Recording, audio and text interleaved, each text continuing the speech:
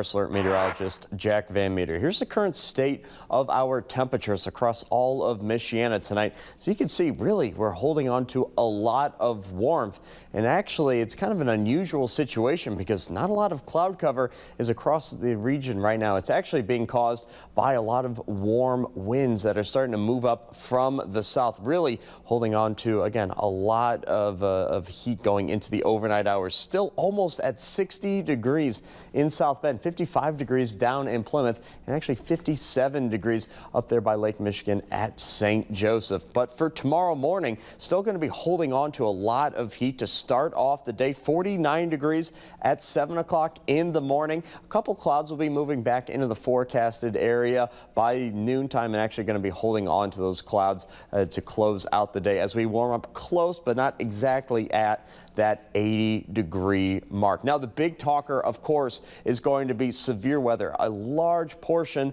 of the country is going to be under several to even widespread severe storms come Monday, tomorrow, and Tuesday. As of now, it looks like tomorrow is going to be the bigger day in terms of overall severe weather, but thankfully, Michiana is mostly out of that. We're going to be tracking that line of storms moving through in the overnight hours. The good news is the fact that since it is going to be happening at night, there's not going to be any moisture, any sort of energy for those storms to kind of feed on there. But as we can see, as we go into Tuesday, that risk really does shift to the east and the south. And Michiana, again, we still could have an isolated severe storm, but we're not looking at widespread severe weather by any means. Here's what Future Track is thinking on this system. It's going to be a large low pressure system aided by a cold front that'll be moving through. And see this line of storms up here in Wisconsin and in parts of Minnesota? That's what's going to be driving the main risk of severe weather. Gusty winds,